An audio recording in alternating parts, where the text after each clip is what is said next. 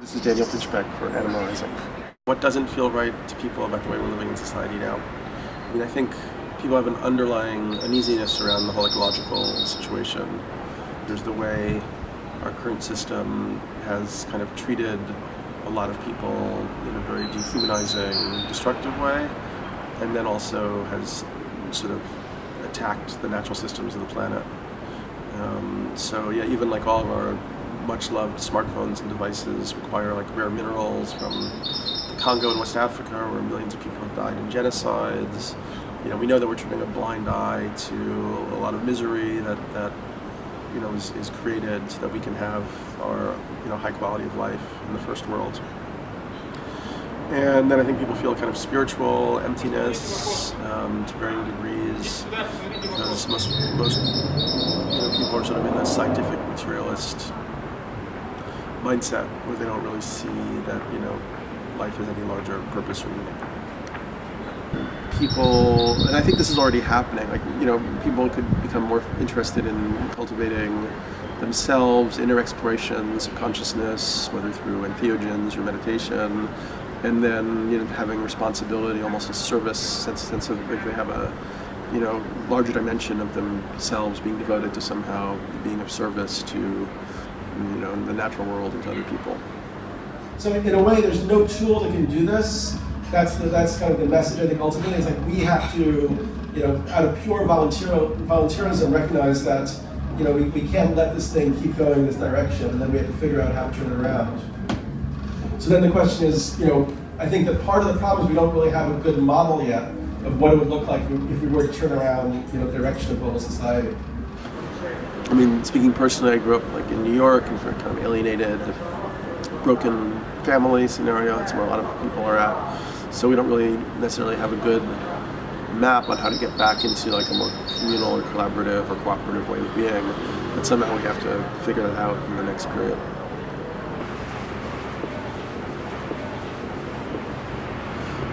Yeah, it seems like there's a direct connection between how we take care of ourselves and develop ourselves and anything positive that we could accomplish on a larger scale for our society or for the collective or something. Essentially, we're probably not going to be able to stop a tremendous amount of damage from happening at this point. We don't know what the level is or what the limit is. But we do know that the faster we were somehow to shift the direction of our civilization, the more damage, death, and destruction we could prevent. So that's why the individuals going through their own initiatory processes, is so important.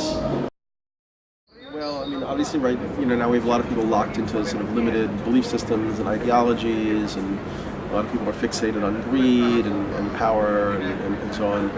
And so I think we need some kind of inner-outer revolution where people have a change of values and really see that we have a responsibility for the creation as a whole, as the natural world, and that's probably what our human existence is meant to be for. And then we have to sort of overcome these degrading ideologies and so much is happening simultaneously. Technology is evolving very rapidly, but often that amplifies our destructive capacities. I think if enough people kind of toggle over to having a different perception, maybe something like ayahuasca, meditation, yoga, these are all really helpful tools, then we would collectively make different decisions.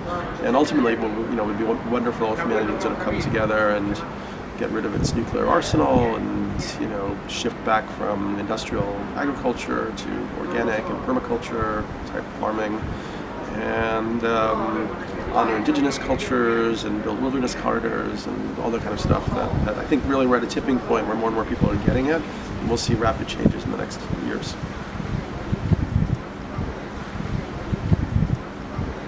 I don't really see this fighting an uphill battle. In some level I feel like I'm an artist or a social artist or, writer and social architect. I don't know exactly what I am, but it's actually, I sort of feel like I've passed over the point of it being like a question of suffering. It's just a question of manifesting my own creativity in ways that I find really exciting and challenging. So yeah, actually, you can just see the whole thing as fun, in a way.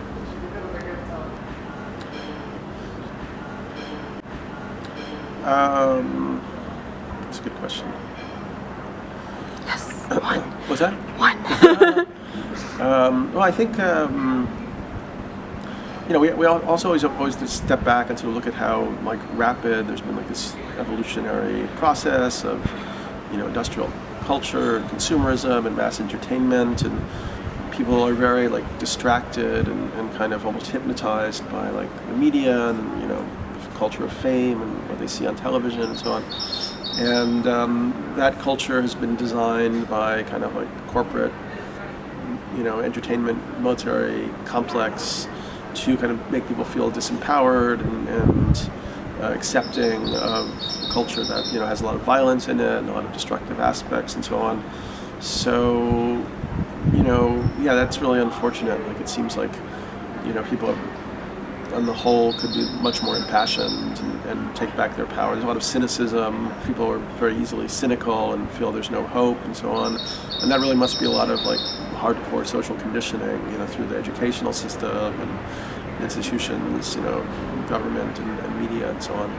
So, people were to recognize that actually they have tremendous power and it's only like, the individual taking power in their own hands has always been a thing that's made change. And